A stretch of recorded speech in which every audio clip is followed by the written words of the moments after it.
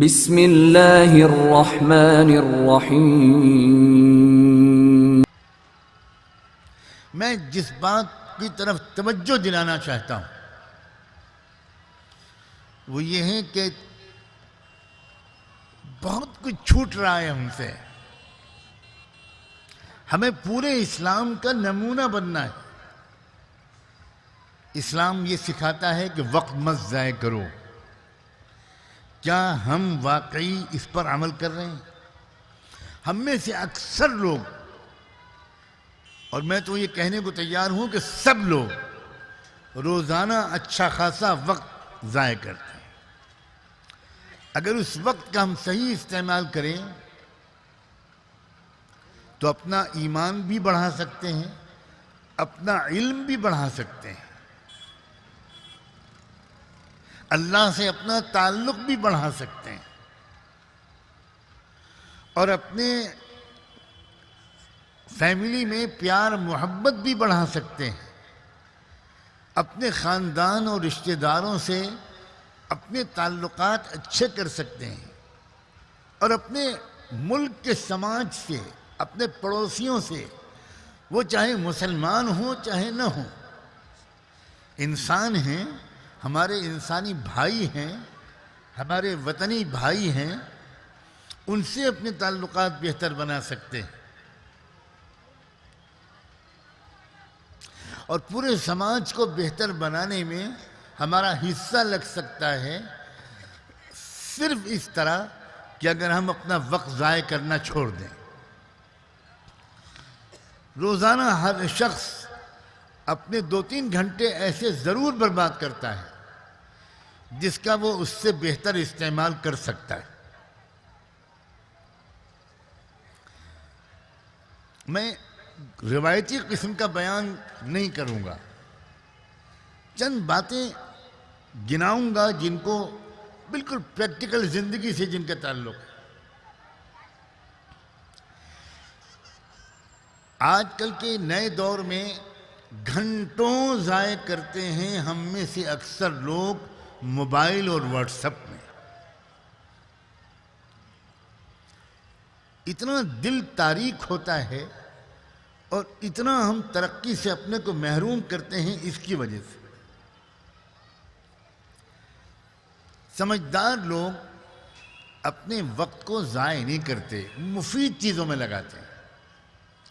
یہاں تک کہ اگر کسی کے گھر میں تھوڑی پریشانی چل رہی ہے، کاروبار کی، روزی روٹی میں کچھ تنگی چل رہی ہے، اور حالات تو زندگی میں آتے ہی ہیں، اور بہت سے لوگ جو دین کے کام میں لگے ہوتے ہیں، مسجد، مکتب، مدرسے کی خدمت کر رہے ہوتے ہیں، ان کے گھروں میں تنگی ہوتی ہے۔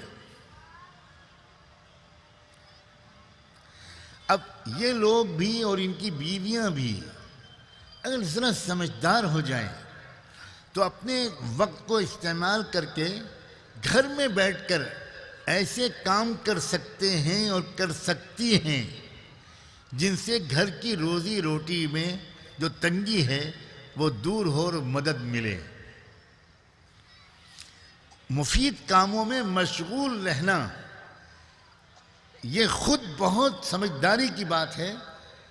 ہر وقت نفلیں پڑھتے رہنا اور ذکر کرتے رہنا یہ میں نہیں کہہ رہا ہوں۔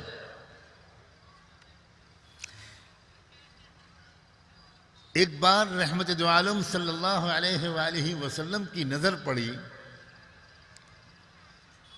حضرت عائشہ رضی اللہ تعالی عنہا کی بہن تھی حضرت اسماء۔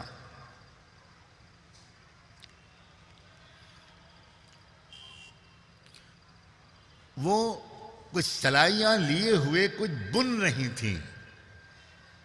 پہلے ہمارے گھروں میں عورتیں سویٹر بنا کرتی تھیں، ٹوپیاں بنا کرتی تھیں، اور پتہ نہیں کیا کیا کاڑھا کرتی تھیں، کشیدہ کاری کرتی تھی، پھول بناتی تھی چادروں میں اور تکیوں میں۔ ان سب چیزوں کا رواج اب ختم ہو گیا۔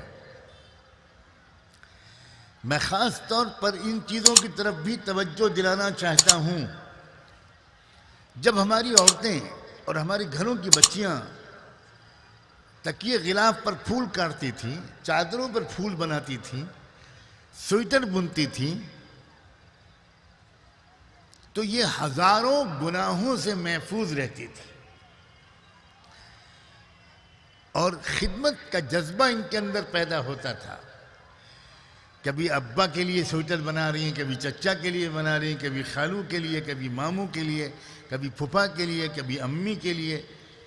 ایک مزاج بنتا تھا لڑکی کا، ایک مزاج بنتا تھا بیٹی کا، ایک مزاج بنتا تھا بیوی اور بہو کا، کہ ہمیں تو اپنے گھر کے خاندان کے سب لوگوں کے کام آنا ہے۔ تو حضور اکرم صلی اللہ علیہ وسلم کی نظر پڑی حضرت اسماء پر، وہ کچھ بن رہی تھی۔ تو جانتے ہو کہ حضور نے کیا فرمایا؟ وہ نہ تعلیم کر رہی تھی، نہ ذکر کر رہی تھی، نہ مراقبہ کر رہی تھی، نہ نفلیں پڑھ رہی تھی، وہ سویٹر بن رہی تھی یا کچھ بن رہی تھی۔ تو حضور نے پوچھا کیا کر رہی ہو اسماء؟ تو اسماء نے جواب دیا کہ میں فلاں کے لیے یہ بن رہی ہوں۔ اپنے والد ماجد ابو بکر کے لیے کہا، اپنی والدہ کے لیے کہا، یا کس کے لیے کہا؟ تو جانتے ہیں حضور نے کیا فرمایا؟ حضور نے فرمایا جتنا خوش اللہ تعالیٰ کسی مجاہد کے ہاتھ میں تلوار دیکھ کر ہوتا ہے، اتنا ہی خوش تم بچیوں اور عورتوں کے ہاتھوں میں یہ بننے والی سوئی اور سلائیاں دیکھ کر ہوتا ہے۔ اب یہ تربیت ہے، ہمارے گھروں سے نکل گیا یہ رواج، سب کچھ بازار سے خریدنا ہے، گھر میں کام ہی نہیں کرنا۔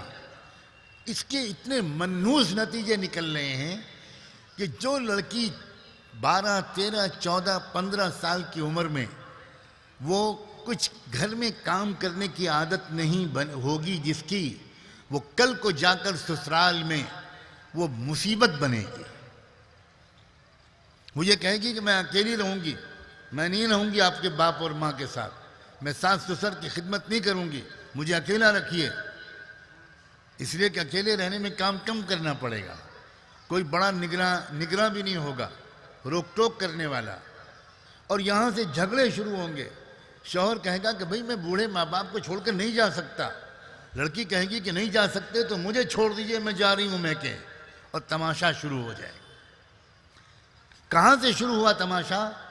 تماشا وہاں سے شروع ہوا کہ آپ نے ناسمجھی کا ثبوت دیا، ماں نے ناسمجھی کا ثبوت دیا، اور اپنی بچی کو شروع سے خدمت کے کام میں مشغول رہنے کا محبت کے ساتھ عادی نہیں بنایا۔